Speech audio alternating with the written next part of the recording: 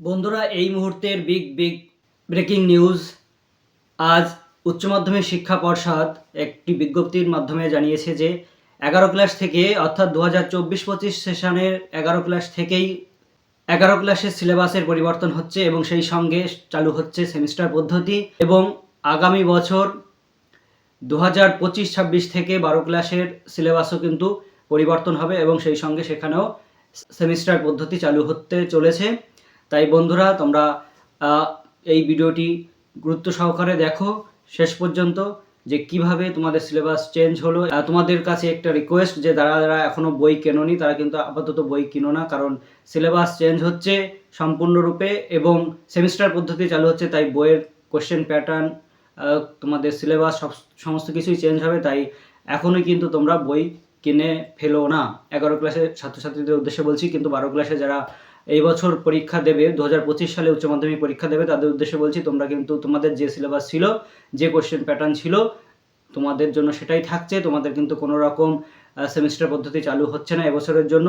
কিন্তু আগামী বছরে যারা 11 ক্লাস থেকে 12 ক্লাসে যাবে তাদের উদ্দেশ্যে বলছি, তাদের কিন্তু সিলেবাস চেঞ্জ হবে এবং তাদের সেমিস্টার পদ্ধতিতেই পরীক্ষা হবে। তাই এবছর যারা মাধ্যমিক দিলে তাদের উদ্দেশ্যে বলছি, তোমরা কিন্তু যখন 11 ক্লাসের বই পড়া যারা শুরু করেছো তারা শুরু করেছো সেটা ঠিক আছে, কিন্তু বই কিন্তু আপাতত কেনো না, কারণ বইয়ের সিলেবাস চেঞ্জ হচ্ছে এবং তোমাদের কোশ্চেন প্যাটার্নও চেঞ্জ হবে এবং সেমিস্টার পদ্ধতিতে চালু হবে। তাই তোমরা যদি এই মুহূর্তে পড়তেই চাও তাহলে পুরনো বই জোগাড় করে পড়তে পারো, বা গ্রামার সাইডের যেগুলো সম্ভবত পরিবর্তন হওয়ার সম্ভাবনা নেই সেই রকম কিছু টপিক দেখে বা সিলেবাস বা অধ্যায় দেখে সেগুলো তোমরা কিন্তু আপাতত প্র্যাকটিস করতে পারো। যে কোনো বই তুমি পড়ো না কেন, সেই জ্ঞানটা কিন্তু তোমার মধ্যে থেকে যাবে। তাই বই পড়া তোমাদের বন্ধ করতে আমি বলছি না, তোমরা বই পড়ো, কিন্তু সেই 11 ক্লাসের সিলেবাস অনুযায়ী যদি তোমরা পড়তে চাও যে এইগুলোই আমরা কমপ্লিট করে ফেলবো, তাহলে কিন্তু সেটা কিন্তু নাও হতে পারে, নাও মিলতে পারে। কারণ যেহেতু সিলেবাস পরিবর্তন হচ্ছে এবং কোশ্চেন প্যাটার্ন পরিবর্তন হবে এবং সেমিস্টার পদ্ধতি চালু হবে, তাই সেক্ষেত্রে তোমরা যে কোনো তোমাদের জিকে নলেজ বাড়ানোর জন্য বা যে কোনো গ্রামার সাইড স্ট্রং করার জন্য তোমরা কিন্তু সেগুলো পড়তে পারো, বা অঙ্ক সেগুলো কিন্তু প্র্যাকটিস করতে পারো, বা বাংলা গ্রামার সাইড, ইংলিশের গ্রামার সাইড, এগুলো কিন্তু তোমরা আপাতত করতে লাগো। 2-1 দিনের মধ্যেই কিন্তু তোমাদের সিলেবাস সম্পর্কে মাধ্যমিক শিক্ষা পর্ষদ বিজ্ঞপ্তির মাধ্যমে জানিয়ে দেবে। উচ্চ মাধ্যমিক শিক্ষা পর্ষদের সভাপতি চিরঞ্জীব ভট্টাচার্য তোমাদের আজকেই অর্থাৎ 6 মার্চ আজকে তাই বিজ্ঞপ্তির মাধ্যমে জানিয়েছে যে 11 ক্লাসের সিলেবাস এবং সেমিস্টার পদ্ধতি চালু হবে, অর্থাৎ সিলেবাস চেঞ্জ হবে এবং সেমিস্টার পদ্ধতি চালু হবে। এটা কিন্তু জানিয়েছে West Bengal council of higher secondary এডুকেশনের যে সভাপতি বা প্রেসিডেন্ট, সেই চিরঞ্জীব ভট্টাচার্য কিন্তু তোমাদের বিজ্ঞপ্তির মাধ্যমে জানিয়েছে বা নোটিশের আকারে জানিয়েছে যে 2024-25 যারা উচ্চ মাধ্যমিক দেবে তাদের সিলেবাস পরিবর্তন হচ্ছে না, তাদের কোশ্চেন প্যাটার্ন পরিবর্তন হচ্ছে না, তাদের সেমিস্টার পদ্ধতিও চালু হচ্ছে না।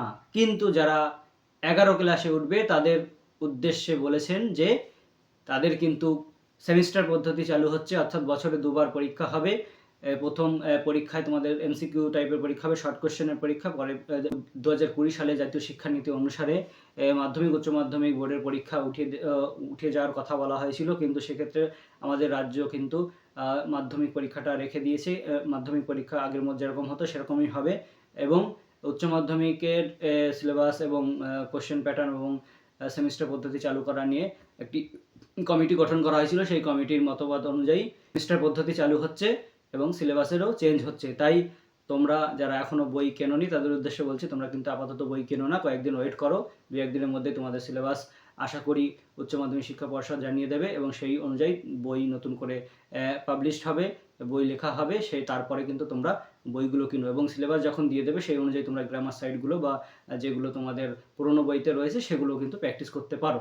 যাই হোক, এই ছিল বন্ধুরা। এখন আমি তোমাদের সেই যে উচ্চ মাধ্যমিক শিক্ষা পর্ষদের সভাপতি চিরঞ্জীব ভট্টাচার্য যে বিজ্ঞপ্তিটি দিয়েছে সেই বিজ্ঞপ্তিটা তোমাদের দেখাচ্ছি। তোমরা একটু ভালো করে পড়ে নাও এবং সেই অনুযায়ী তোমাদের আগামী প্রিপারেশন শুরু করো।